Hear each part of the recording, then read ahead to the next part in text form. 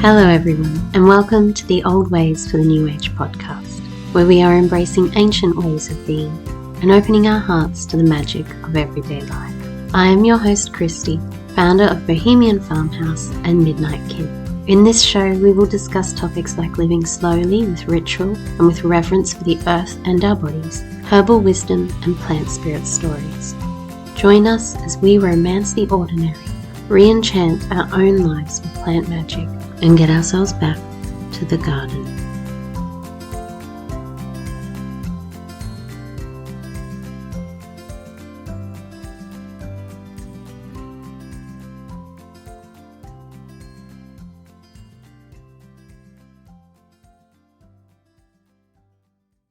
Hello everyone, and welcome to the Old Ways for the New Age podcast. We are back again this week with another episode on Astro Herbalism. Hannah joins me and we discuss all things Libra. And seeing as it was the Libra new moon on the weekend, we thought this was the perfect time to record our first episode on Astro Herbalism being specific to an astrological sign. So we talk about Libra and all things to do with herbs for Libra, Venus, and Hannah even delves a little bit into the mythology of Aphrodite. So Aphrodite is the goddess or deity that is associated with Venus. Sometimes she's also called Venus as well. And those are both associated with Libra because Venus is the ruling planet of Libra. So we get to have a nice little dive into Libra, and it's actually one of my favorite astrological signs now and seasons, because for us here in the southern hemisphere it means that we are in spring, and it's just all to do with things that I love, like abundant flowers and bringing flowers into your home. It connects us into Ostara. It's a very feminine, beautiful, it's all about aesthetics and pleasure, and I just love it. It has been a really, really beautiful time and such a difference from moving past winter.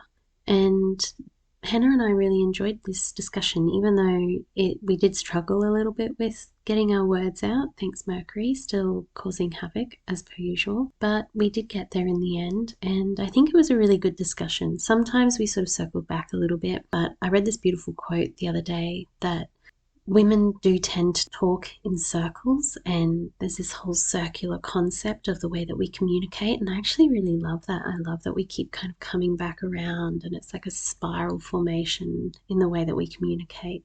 And since I brought that up here, I actually do discuss a little bit about my experiences with the herb that I chose for Libra, which was Demiana. I actually chose two, Demiana and Rose. But I didn't really get into what I wanted to say about Demiana, so at least I get the opportunity to say that here. And I wanted to talk about how Demiana is a herb that's been reputed to be an aphrodisiac.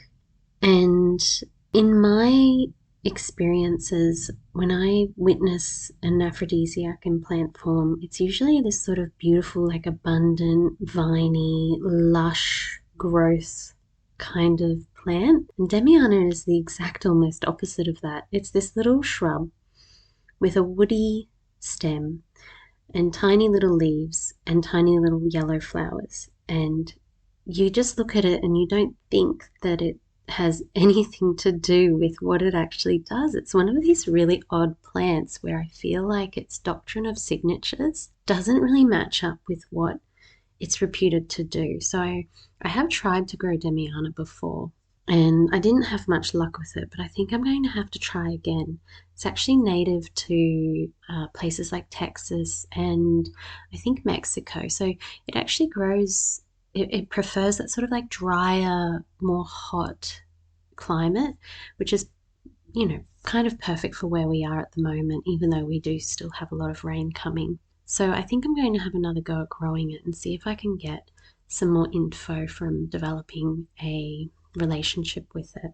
And you can listen on and hear my experiences with Demiana and how I used to use it a bit further. We do get into it a bit more, but this will make more sense once you listen to that as well.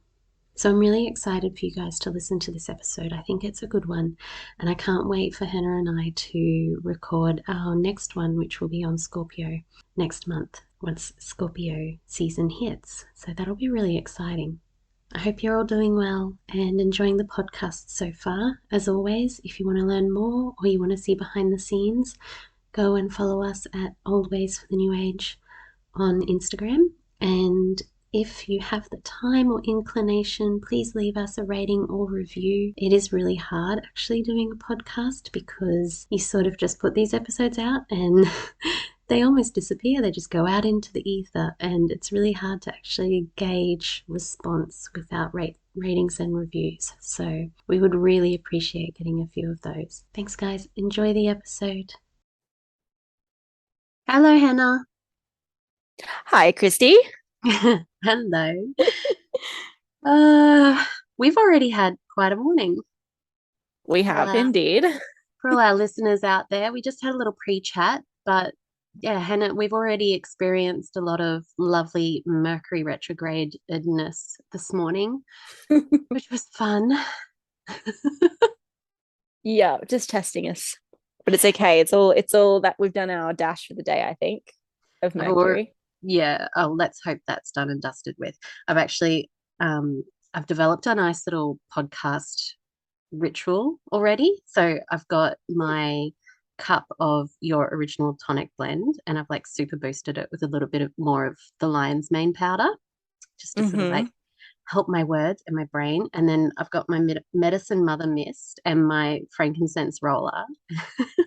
And I'm using those each time we do one, just to sort of like, it's a really nice ritual. It feels really good. It feels nice. Yeah. I usually have cacao with me, but because of the events of this morning, I do not have cacao with me today. But it's okay because I'll have one after as a celebration. Okay, so today we get to talk about Libra. I'm so excited. I actually didn't even realize how much I would vibe with Libra until I looked into it deeper. Libra it's probably my weakest planet in terms of understanding of astrology. So it was really good to dive a little deeper with it and learn more. I would say probably Libra and Virgo are my two that I know the least about, I would say. And they're back to back, aren't they? It's like this black hole of the year in my understanding. As winter's coming to an end. Yeah. I actually have so in my chart I've got Mars, Pluto, and Saturn all in Libra. Wow. Yeah. Which is funny because I didn't even really even think about that, but I think having Saturn is a big one. Yeah, Saturn in Libra. That's pretty cool. Is that like work-life balance? Probably, yeah. I would say so. Yeah. And also like that trying to bring all that beauty into everything that I do all the way home, work, all the way through. And you're very good at it. So And where was Libra in your chart? I'm a Libra moon. The moon, yeah, that's right. Yeah. So yeah, that's quite interesting. So the moon is all about emotions. It's emotions. Yeah, that's right. And then also like our connection to the feminine. So it's quite interesting because I mean, I guess having a Libra moon would like lend itself to, I guess, encouraging me to express my femininity a little bit more as a way to connect with myself. So, and I do love beautiful things, and I do love, my wardrobe's quite has a lot of Venusian colors and like the kind of pinks and reds and a little bit of green. So that's quite lovely. And it's our connection with our like mother figure as well, in particular, which is also quite interesting.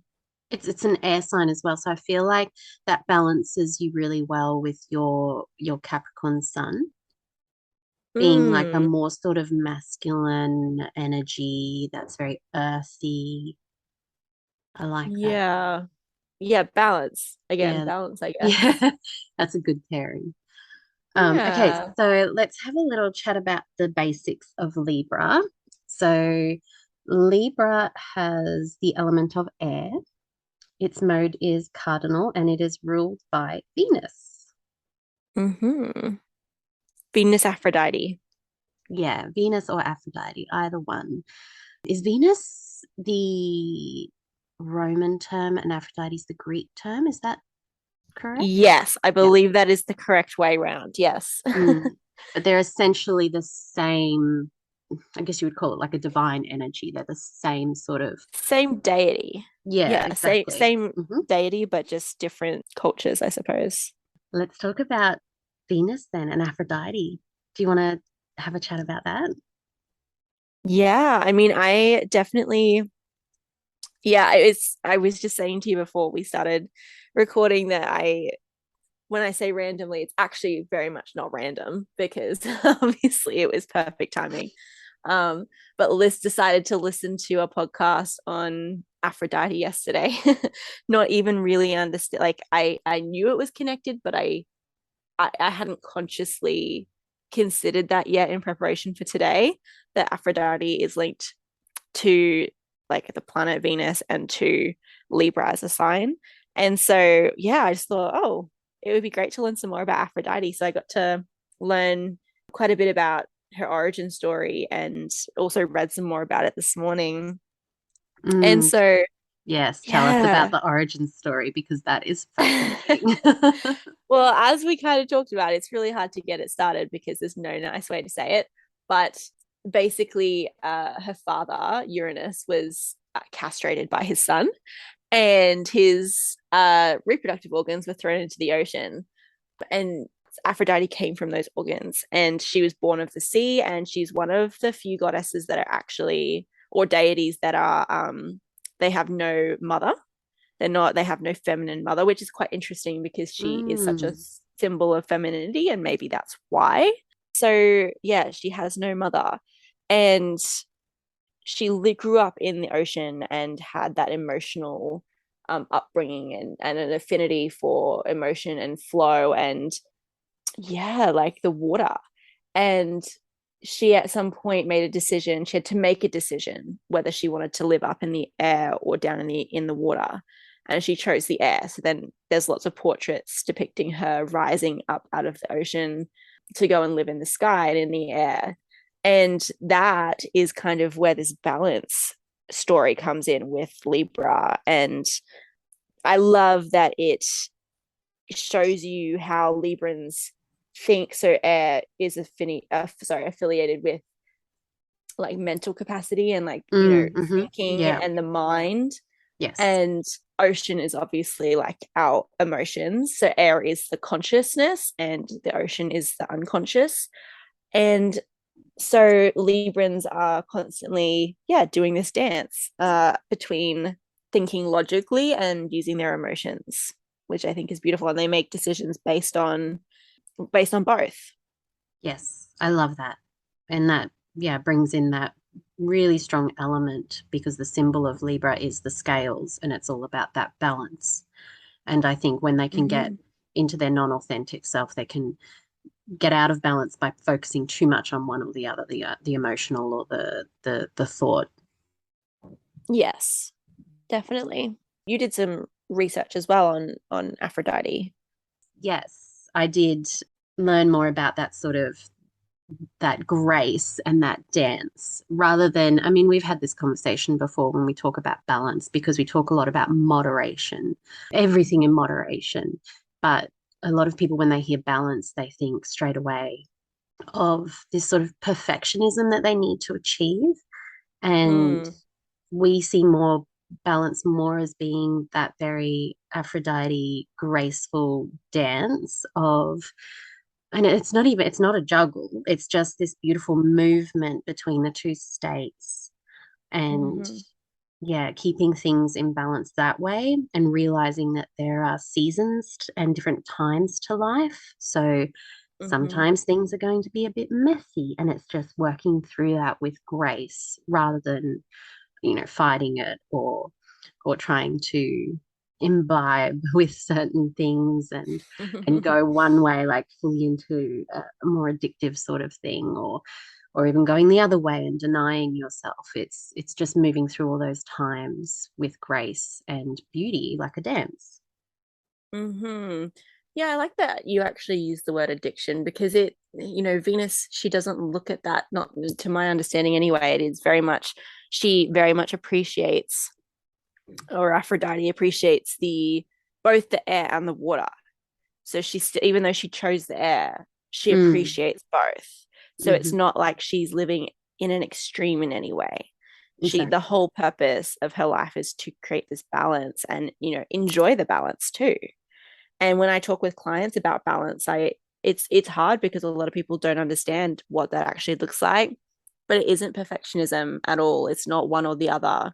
It's to have both and Mm, be okay with having both.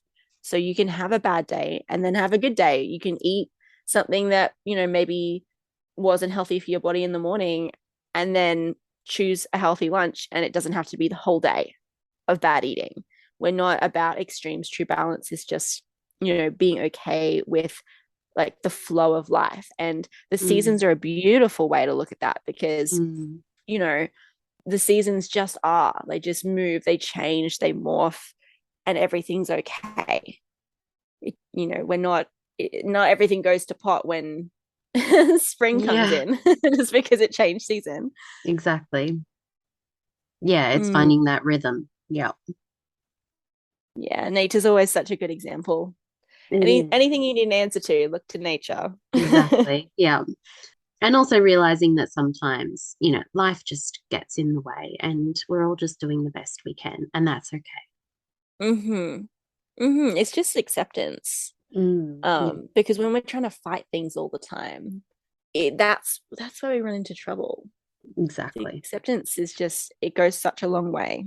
Not acceptance in giving up, but just acceptance in understanding that it's all part of being alive and having a human experience. Yeah, and that it spirals and it will all return and come back again and then up and down. And yeah, it's just that Mm-hmm. beautiful rhythm. I love it.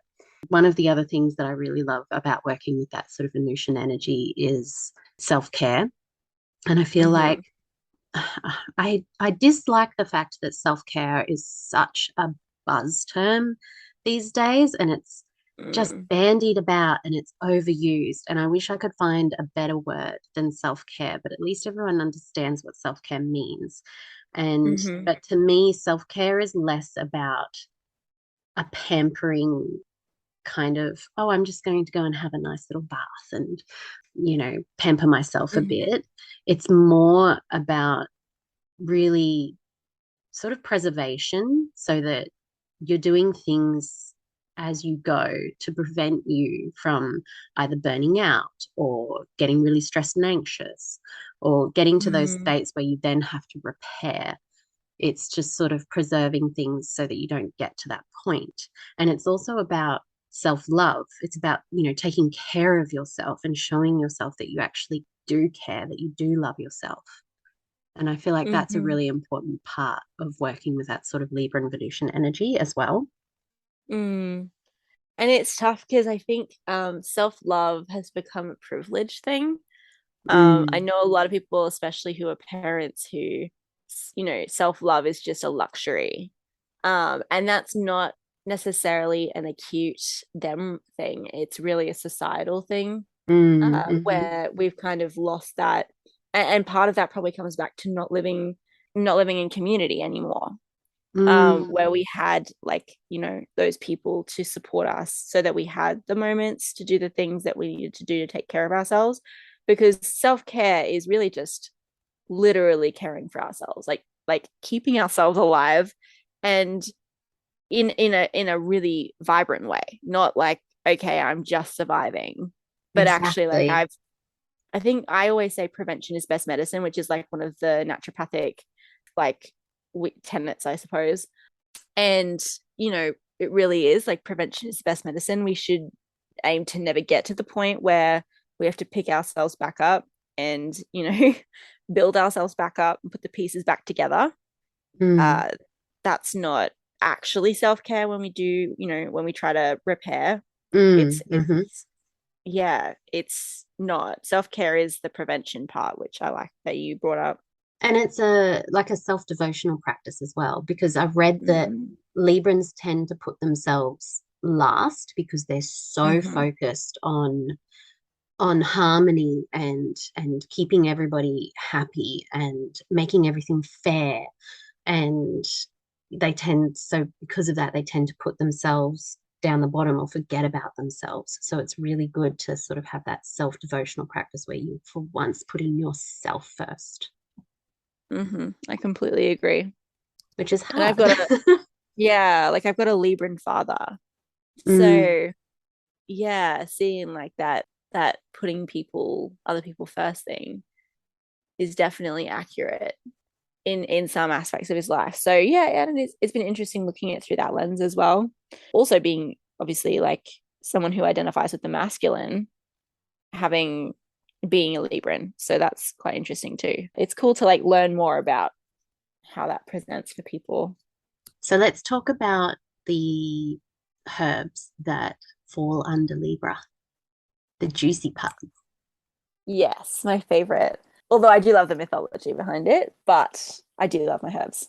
So there's quite a few beautiful herbs, and some of our absolute favorites are ruled by Venus. So that's pretty cool. So some of the ones that came up for me are catnip and mints. So pretty much, I think it would be most things in the mint family.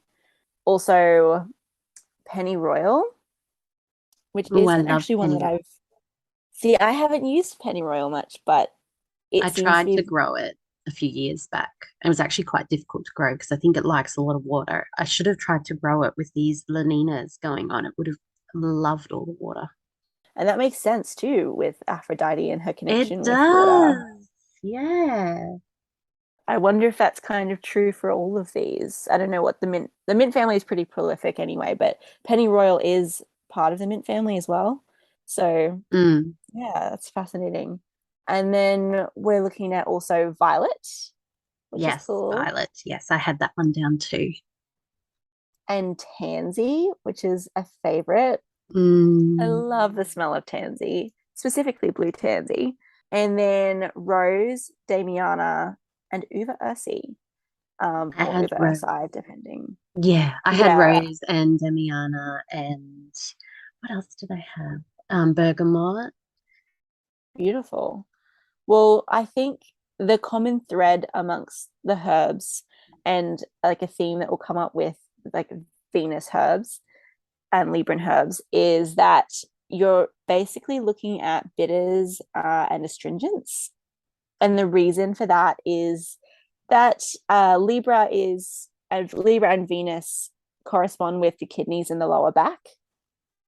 And so we're looking at herbs that support those areas basically. And particularly with like the Venus Aphrodite aspect, we're looking at ideally ones that support kidneys and lower back and the female reproductive system, so have an affinity for both. Um, so that's mugwort. I don't even think I mentioned mugwort, but I was saving the best till last, I think. Mugwort and yarrow. Mugwort and yarrow. Margot and But Yarrow.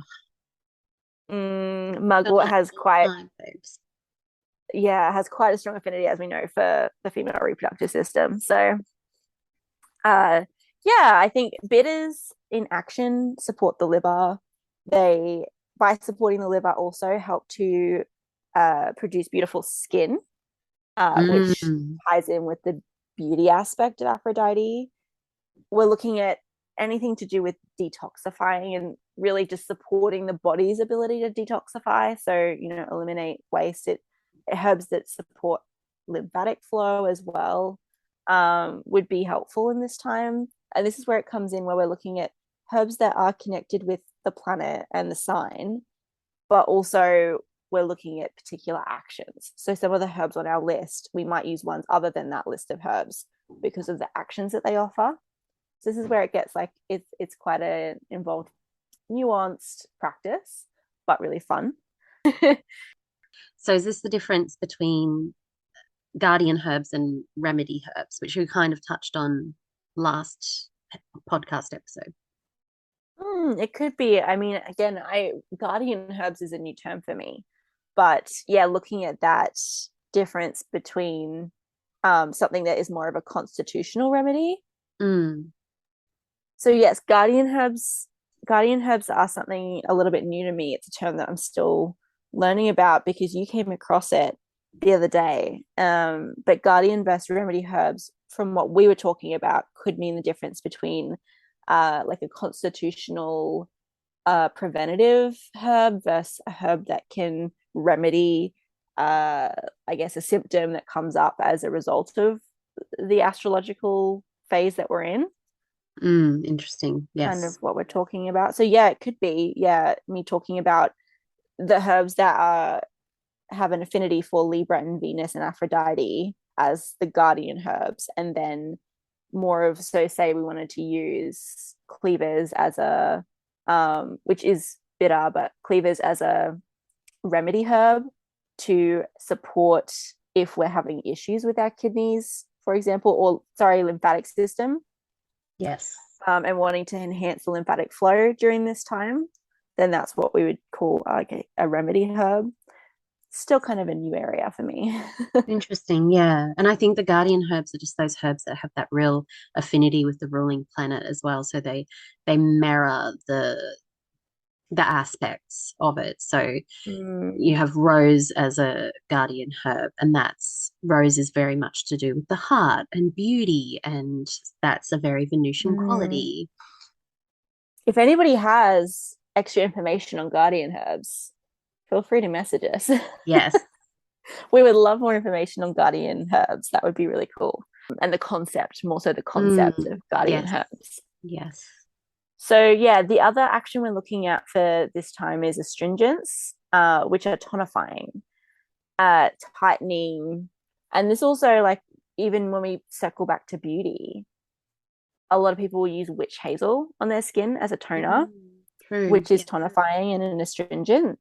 So, both the bitters and astringents are helping to relieve the accumulation of heat, which can come up. And also, from what I was reading specifically with the overconsumption of sugars, and looking at the pancreas, even. So, yeah, I think it's quite an interesting time. I love that you said overconsumption of sugars then, because I think that's actually a Libran trait that I read is that they can have quite a sweet tooth. Well, my dad definitely has quite the sweet tooth. So there you So go. it makes sense. I mean, that could be something to do with like the like coming into almost like a not self theme of overindulgence, Mm-hmm. thinking like even though it feels like self-care in the moment, it actually isn't self-care. So learning how to truly self-care and not use something like a sugar uh as like a comfort thing. Or like But a pleasure seeking kind of. pleasure seeking is probably more accurate. So finding the things that truly make them happy. One of the herbs that came up that was really interesting to me because it's a product, like it's one of the herbs that I love that you use quite a lot of, was the tansy. Yes. And we also briefly discussed it before we started recording, but talking about how with astrology and tying the astrology with the seasons, most literature shares this time as being the beginning of autumn. But because we're in the southern hemisphere, Libra time for us is actually moving into the spring. So Which makes perfect sense for us. it does because Venus Aphrodite, the beauty, um, the life, the bringing back of life. It makes sense for even looking at fertility. Yeah. It makes sense that it would be at the beginning of spring. So we're lucky that it is for us. Which is Um, actually unusual because usually it feels like things are out of whack. Being in the southern hemisphere, you have you're celebrating Easter and like Samhain mm, at the same time kind of thing, and it feels a bit odd. And then you get to spring and we have Halloween, and it's like it just feels like we're doing two things at once because we're trying to stick to the the calendar and then mm. also stick to the seasonal calendar, which is different. It's always out of whack for us. So this is actually really nice to have something that feels really in tune. Mm. And I know I talk a lot about the wheel of the year, but this is why, because I think it makes sense for us to follow the seasons that we have instead of just mirroring, the northern hemisphere, because it doesn't help us feel, well, in most cases, truly aligned to be trying to celebrate the seasons on the opposite side of the world. Exactly. Even though our calendar So, says that's when it happens. mm, so I've been really enjoying, like we just had Ostara at the Yes. end of last week, which was kind of like a 3-day celebration for us because the actual, like the traditional date was, I think, the Wednesday, and then the astrological date for this year was the Friday. So we kind of just did 3 days of celebration of Which was spring really coming nice. back. It was beautiful. Yeah. And it It was, was yeah. really nice. I feel like this year in particular, after a very cold and wet winter, everyone's so embracing spring and the warmth Mm, and all the lush new life and growth, which seems to be absolutely. particularly abundant this year because of the cold, wet winter. So Yes, at, everything is so beautiful up here on the mountain at the moment. at least we have Um, that joy to come to, which is beautiful. yes, and back to the tansy thing. Tansy, is a flower, and also Libra time actually, like in its core, is a fruitful time. So it's meaning that it's a great time to be planting stuff. And we are actually like at, I think it was 7:45 this morning, we reached our peak of the Libra new moon, which is new beginnings. And so now, particularly for people listening, is a good time to plant flowers, but also flowers are already blooming. So tansy is one of them. And I love it because you actually use a tansy. You do use tansy oil in a few products, and I love the smell of the blue tansy. But I have a little quote that's in my beautiful illustrated Earth Garden Herbal from 1527. Oh, wow. Um, yeah, a book that was written in 1527. And look, I think the name is Jerome Brunswick, but it's spelt quite differently to how we would spell it now. And it says that I've heard that if maids will take wild tansy and lay it to soak in buttermilk for the space of 9 days and wash their faces therewith, it will make them look very fair. So definitely it's a beauty herb, it's a beauty flower, a beauty plant. I And a lot adore of that. these are. I thought you would like that. Oh, Isn't it I'm cute? just over here, just like put my hands around my heart, and I'm just going, I love it. I love it. And it's a cleansing herb as well. Although in this book it is kind of saying that it's a warm herb, but it is a cleansing herb. And any of these kinds of plants, I think, that bloom in the spring are gonna have that nature of helping to move stagnant energy and Mm, things like that. So that, yes, definitely. And yes, we have that's blue tansy essential oil in our blue moon balm and our Rhiannon face oil as well. it smells so good. Oh, I And love the another smell. one, there is like a little quote here as well that I think that you'll love. And this is from Pliny, so Oh, 77 AD, wow, even older. translated, yeah, translated in 1601. And he's talking about pennyroyal. And he's talking about basically how if you make, specifically in vinegar, an infusion of mint and pennyroyal in vinegar, it can really help with beauty and with giddiness and swimming of the head, and it's better for these causes than roses. So I was thinking what would be really cool is to make like a mint and pennyroyal like hair rinse vinegar. Thought that would be so Oh, cool. that would be beautiful. Very Mm. nice. So that was And really cool. I also love the word giddiness. I love Yeah. Such an older term. So fun. giddy. I mean, let's bring some of these words back. I love it. He also Giddy. talks about pennyroyal helping with excessive heat. So Mm. I think that Mhm. that's really cool because as we've just talked about, herbs that are going to help with the heat accumulation is great. So for this time of season. So And it's really beautiful.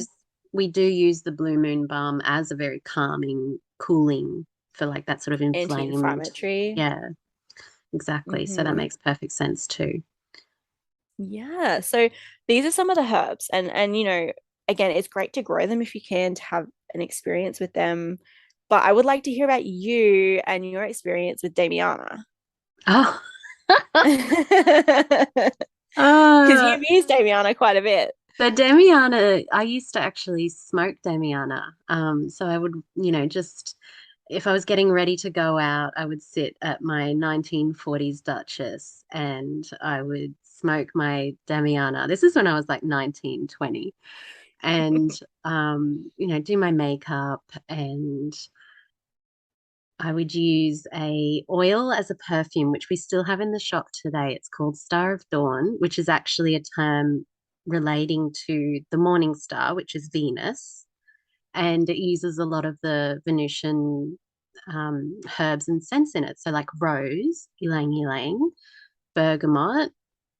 And ylang ylang is also it's sort of a little bit of an aphrodisiac as well. So it's bringing in that more sort of like sensual energy too. And Hmm. alongside the Damiana, which is also a mild aphrodisiac as well. But I Hmm. feel I used to do it, it sounds like it's a glamour spell, basically.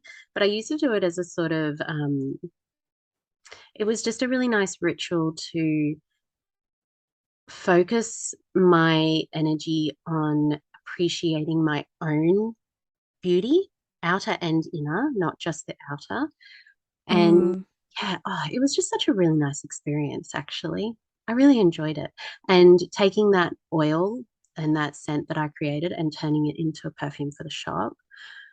And it's a really popular perfume too. People who smell that one fall in love with it It and is. adore it. Yeah. Yeah, it is a beautiful perfume. And it does, yeah, it does have that sort of when I say aphrodisiac too, I feel like people immediately, their minds immediately go to sex. And I feel like Yeah. it's way more than that. It's way more than that. I actually use aphrodisiacs as more of a way to embrace this sort of sensual way of living. So it's more Mm. bringing an awareness to your senses. So your tactile experiences. So focusing on touch and really enjoying like touching a rose petal or a piece of silk, and really just embracing the scent of things, and like just really getting into it rather than just sort of, oh yeah, that smells good, oh yeah, that feels good, just really Hmm. dropping into your body and your senses, and getting into it rather than a more sexual thing. It's more of a sensual thing for me. Yes, and I think a lot of people don't understand the difference between sensuality and sexuality. They're not the Mm. same thing. They Mm. can exist together, Oh, but they're for sure. not, they're not, you don't, sensuality does not have to be related to sex necessarily. It can be a self, yeah, like a self, I say self pleasure, but I also don't necessarily mean that in a sexy way. You Like a get what I mean? It's a self-devotional pleasurable, sort of it's making thing. life a pleasurable experience Exactly. because Yeah, pleasure is key it to is. living a really fulfilled life. And that's a very Libran Mm. thing as well. And you can do that with Hmm. everything. It doesn't have to be, getting ready or a self-care practice. It could be, I enjoy being very sensual in the garden. I love rubbing my fingers over the Mm. leaves and sitting with the plants. And I find that a very sensory experience, very sensual experience. Mm. That's lovely. Herbs are really fantastic for that, being able to excite the senses because they Exactly. have a texture and they have a scent and they have a taste if they're ones that you can eat. We don't want to be just like eating everything, but you, Yeah. you can experience eating herbs. It's lovely.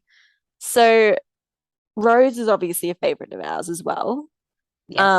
The Uva ursi that I mentioned is particular. I just wanted to say is particular. It's a bit different to the rest of them, and it is a kidney urinary tract herb. So that's just good to know.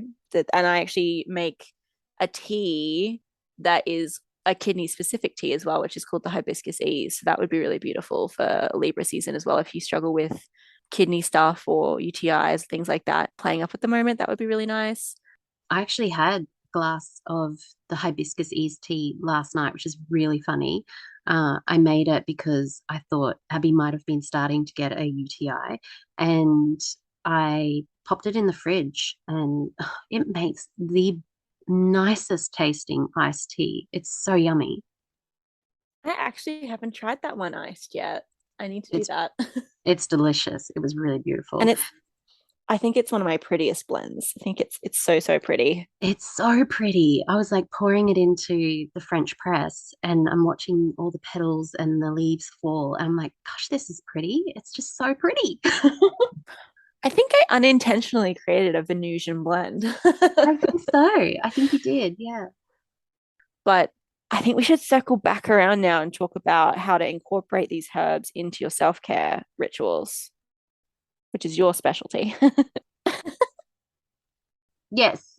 Circling back to self-care and working with these herbs in that way. Rose, definitely a favorite. I would actually pick rose as being the herb to use for this season.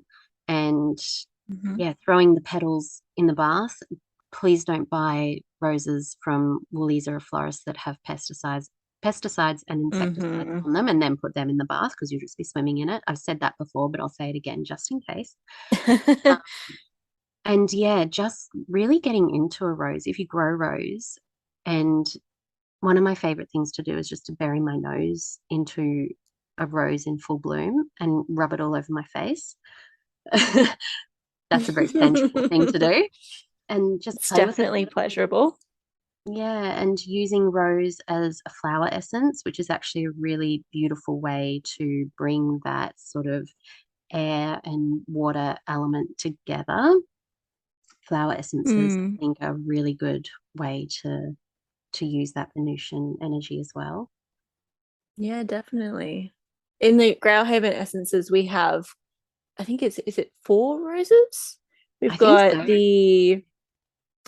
got the white rose, the red rose, we've got the Albertine rose, and then the Epiphany rose and the pink rose bud, which I believe is the bud of the Epiphany rose, but before it's fully bloomed. So I love adding roses into people's essences, and white rose is in the crisis essence that I make and that we stock on the shelves at the store. Yeah, really beautiful time to work with flower essences.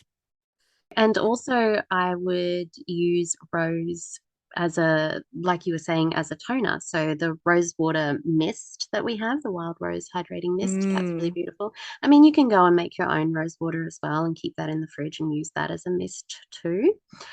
You could buy rose water from the store and pop that in a spray bottle as well and use that. Mm-hmm. Uh, And I so yeah, love the, it's worth talking about for people who, I mean, haven't maybe listened to the rose episode or read what we've talked about, with roses before, but they are one of, if not the most high frequency, high vibrational flowers. So misting yourself with rose water or having an experience with rose can completely just turn your day around. actually, yes, that's something that we hear from people who come in and buy the wild rose hydrating mist again and again. They say, I missed this on, and it just changes everything immediately. And it does. Mm. Rose is just so powerful. It's Mm-hmm. amazing. And it is so underestimated, in my opinion. And from like an Aphrodite Venus perspective as well, even the feel of a rose petal, like that velvety, silky feel, is just so beautiful. Yes, and it brings in that tactile element as well, so you can appreciate the Mm. different senses with it. But that's all from me, really, with talking about self care and rose, I guess.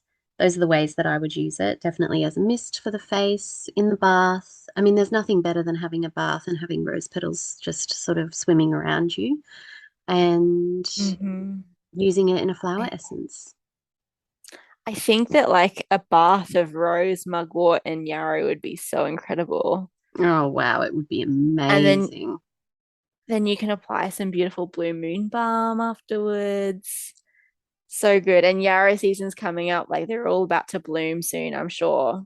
Yes, I have one And yarrow is stalk. one of our favorites as well. It is, yeah, I love yarrow too. And we probably could have spoken a lot about yarrow in relation to Venus and Libra as well, but there's only It's so much probably a whole time. episode on its own. Cool. Well, I loved learning a bit more about Libra. Um, it's definitely a sign that I understand better now. And Same. I love that I can now connect all of these herbs throughout the season. And I think working with Aphrodite as well is something that I'm going to make a priority while we're still in Libra season. Yes, definitely. And actually, oh, I was going to say, I used the Oracle cards again, the ones that we spoke about last time, and just did a little quick pull, one card to see what would come up for the podcast. And I actually drew horsetail. And horsetail is, we haven't mentioned it yet, but horsetail Oh. is one of the herbs for Venus as well, for Libra. And it kind of has that working with the skin, like you were saying, and the beauty. It's really good for hair, skin, and nails, but it also relates to community and ancestry. And I think that's one of the things that we didn't touch on, that sort of that love element with family, friends, and community as well. We briefly touched on it, but yeah, I feel like that relates to that as well, which is really cool. I think a lot of people like around we're focusing quite a lot on Libra and relationships. So Libra and your relationships with yourself and with other people. But what I love about bringing up horsetail is that it also helps kidneys. Oh, So there I you think that go. that's really fascinating. Beautiful. It all just comes back around. It's beautiful. So interconnected. It is. Everything's so interconnected. And I love that about what we're talking about. That's what really gets me excited. Again, that's the magic of Astro Herbalism, is that it Mm, makes so much sense. it does. It makes so much sense. The more you dive into it, the more sense it makes. Well, it was great to, yeah, touch on all of this today. It's really fun. Mm. Well, thank you so much, Hannah. Till next Thank time. you. Yes. Hopefully we survive the rest of this Mercury retrograde. Yeah, next time maybe we will have our thoughts collected a little bit easier. I mean, we're going to edit out all the stuff that didn't make any sense, but for those of you listening, there's a lot of stuff that's got edited out because words were not coming and words were failing us and things were We were happening. having mind blanks. But we rolled with it and we got there in the end. We did. Well, I'm sure I'll talk to you again soon. All right, bye. Bye. Thank you so much for being here and for listening. I know your time is sacred and special, and I really appreciate you spending yours with me. Thank you, and until next time, bye.